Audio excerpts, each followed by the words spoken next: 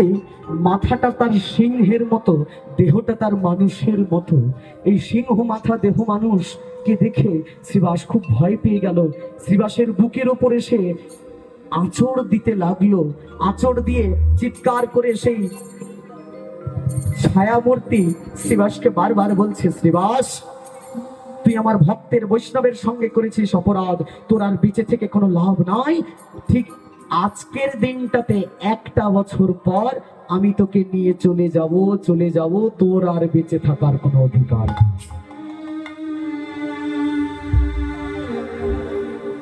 এই বলে ছায়ামূর্তি ছায়ার মধ্যেই আবার বিলীন হয়ে গেল। শ্রীবাস পণ্ডিতের ঘুম ভেঙে গেল। ঘুম ভেঙে উঠে হাহুতাশ করছে, ভাবছে এ আমি কাকে দেখলাম? মাথা সিংহ দেহ মানুষ, একে এ কি কোনো প্রাণী? না, এ যদি প্রাণী হবে তাহলে দেহ আবার মানুষের মতো কেন হবে? এ যদি মানুষ তবে এ মাথাটা প্রাণীর মতো, তবে একে এই কি ভগবান? শাস্ত্রকার লিখলেন এই হলো সেই ভগবান। নবদ্বীপে অনেকে গেছেন মায়াপুর ইস্কনে, যাকে বিশেষভাবে পূজা অর্চনা করা হয়, নৃসিংহ ভগবান যার নাম হয়। নরহরি বলে নরহরি ভগবান কি জয় হো। কেশবাজিত নরহরি রূপ, জয় জগদীশ হরে, জয় জগদীশ হরে। কেশবাজিত নরহরি রূপ, ধনী জয় জগদীশ হরে, জয় জগদীশ হরে। কেশবাজিত নরহরি রূপ, জয় জগদীশ হরে, জয় জগদীশ হরে। এই কি ভগবান? এই যদি ভগবান হবে তবে আমি এতগুলো বছর ভগবানকে ছাড়া বেঁচেছি না না না। এই যন্ত্রণা নিয়ে আমি আর কি করে থাকবো? এই বলে কাঁদতে কাঁদতে কাঁদতে কাঁদতে সেই বৈষ্ণবের কাছে ছুটে যায়। বৈষ্ণবের পায়ে ধরে ক্ষমা চায়।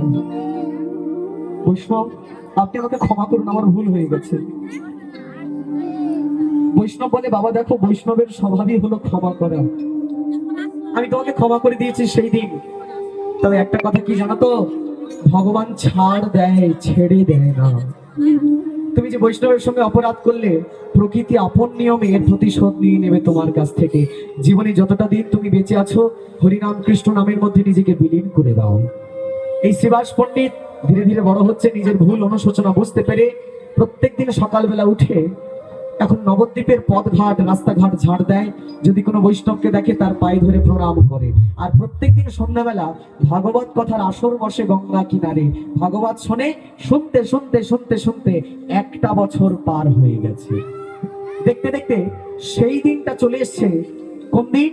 নৃসিংহ ভগবান স্বপ্নে দর্শন দিয়ে শ্রীবাসকে বলেছিল যে আর 1 বছর পর আমি তোমাকে এই দিনটাতে নিয়ে চলে যাব। আজকে সেই দিনটা এসে দাঁড়িয়েছে। শ্রীবাস পণ্ডিত বুঝে গেল আজকে আমার চলে যাওয়ার দিন। তাই আজকে আর ভক্তদের মাঝখানে এরকম হরিকথা না শুনে ভক্তদের থেকে দূরে এক বটবৃক্ষ তলে বসে হরিকথা শুনছে আর নিজের কালের কথা স্বপ্নে দর্শন করছে। ভাবতে ভাবতে হঠাৎ শ্রীবাসের তন্দ্রা ভাব আসলো।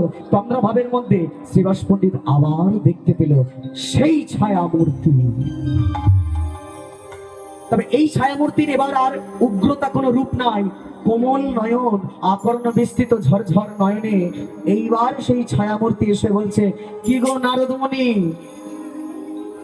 বুঝলে তো মনুষ্যকুলে জন্ম নেওয়ার কি জ্বালা? তুমি বুঝতেও পারলে না, তোমার দ্বারা অজান্তে বৈষ্ণব অপরাধ হয়ে গেল। বলেছিলাম না মনুষ্যকুলে জন্ম নিতে যাচ্ছ, এর জ্বালাটা তুমি কোনোদিন বুঝবে না। তা দেখো, তুমি যেমন কষ্ট পেয়েছো, তোমাকে ছেড়ে আমিও কষ্ট পেয়েছি। কষ্ট পেও না। ভক্তকে ছাড়া যেমন ভগবান থাকতে পারে না, তেমনি ভগবানকে ছাড়াও ভক্ত থাকতে পারে না। কোনো চিন্তা করো না। তোমার যখন 24 বছর বয়স হবে, আমি তখন জন্ম নেব ধরার বুকে। তুমি শ্রীবাস পণ্ডিত হবে, আমি তোমার থেকে 24 বছরের ছোট হব। আমি হব নিমাই পণ্ডিত বা চৈতন্য মহাপ্রভু। কথা দিলাম, তুমি যেমন আমার সঙ্গ সদা সর্বদা পেতে চেয়েছো, তোমার বাড়ি মানে শ্রীবাস পণ্ডিতের বাড়ি আমি গাইবো, নাচবো, গান গাইবো, ওইখানেই থাকবো।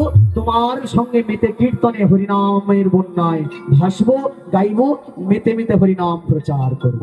বলে শ্রীবাস পণ্ডিত মহারাজ কি জয় হো। তাই সেই নারদ মুনির দেওয়া কথা রাখতে তথা শ্রীবাস পণ্ডিতের ঘরে চৈতন্য মহাপ্রভু সদা সর্বদা দিবাকালীন কীর্তন বলুন বা নিশিকালীন কীর্তন, খাওয়া দাওয়া থাকা ঘুমানো সবকিছু শ্রীবাস পণ্ডিতের বাড়ি। এইটাই কথা কি, ভগবান যাকে একবার কথা দেয় ভগবান কোনোদিন তার সঙ্গে কথার খিলাপ করে না। এই শ্রীবাসের বাড়ি হরিনাম করতে করতে সারা রাত কীর্তন গিয়ে ভগবান চৈতন্য ঘুমিয়েছেন। আর এই ঘুম থেকে ভক্তরা যখন ডাকছে চিৎকার করে, অদ্বৈত ঠাকুর গিয়ে বলল শোন শোন, ওইভাবে ভগবানকে ডাকতে নাই, সেবা বুঝে সেবা করতে হয়। অদ্বৈত প্রভু ঘুমন্ত গৌরাঙ্গের কানে গিয়ে ধীরে ধীরে বলতে লাগলেন, ভজ গৌরাঙ্গ কহ গৌরাঙ্গ লহ গৌরাঙ্গের নাম রে, ভজ গৌরাঙ্গ কহ গৌরাঙ্গ লহ গৌরাঙ্গের নাম রে, ভজ গৌরাঙ্গ কহ গৌরাঙ্গ লহ গৌরাঙ্গের